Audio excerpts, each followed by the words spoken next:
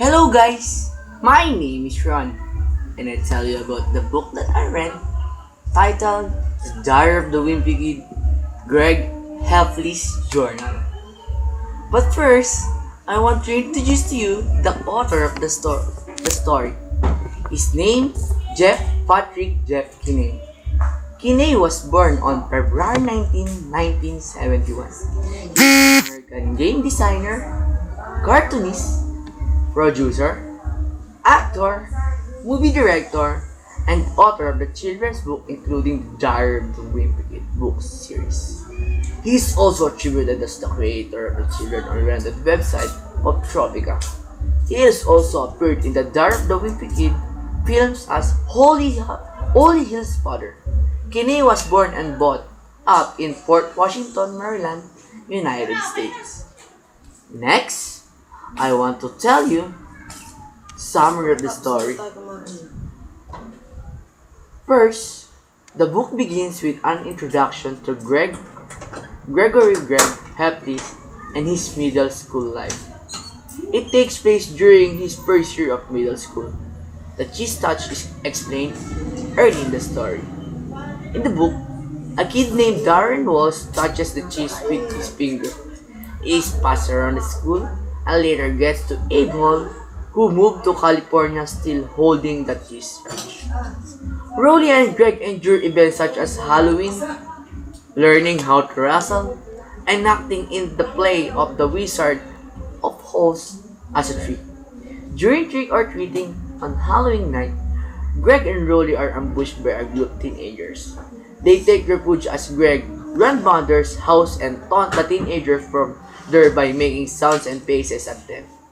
This upset Greg's mom, who orders them to come home. They do come home but get a surprise when they come to the driveway. Greg's father drenches the two friends with a trash can full of water. Greg and Rolly join safety patrol and had to walk the morning kindergartners home. When Greg isn't there, Greg chases the kindergartners with a worm. He is wearing Rolly's hat and Rolly gets accused of doing the whole thing. When Greg confesses to Rolly tattles on him and gets promoted in safety patrol. Rolly and Greg get mad at each other. Slowly they begin drifting apart and Rolly starts hanging out with Colony. When he goes near Rolly's front yard, walkway, or house, Greg retaliates by spending his night at Pregley's. The sleepover turns into a disaster as Pregley's become hyper by eating too many jelly beans and begins to chase Greg with a booger. Greg then leaves and runs home in the middle of the night.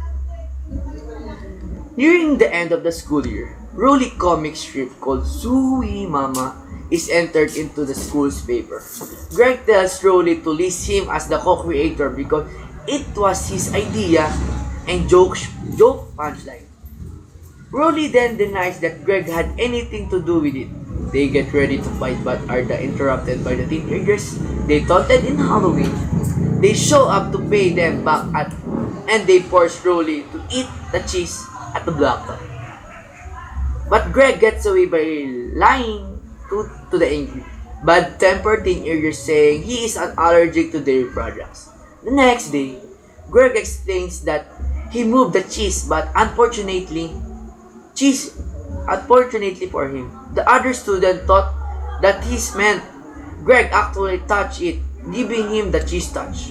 For the rest of the year, Greg is in seclusion from everyone else and he and Rolly became the best friends again, despite Greg's best efforts to become class clown in the favorite page in the yearbook. The title is given to Rolly for his Suey Mama comics. Greg states at the end of the book that he threw away his yearbook and doesn't care about Rolly having the title of class clown. But if goes to Rolly's head, Greg will remind him that he was the one who ate the cheese and won't mind telling the entire school about it. At next, the main point of the story is if Greg tells to their teacher and that Rolly picked or touched the cheese, Rolly will demote. because of he did. And their friendship will totally over. Next, the lesson is learn to move. What happened in the past that takes the present and get busy under your study. Guys, I will invite you. Read it. Read it. Read this book. And I'll bet you will learn something about your friendship and there's so much to learn about your attitude. That's all. Thank you.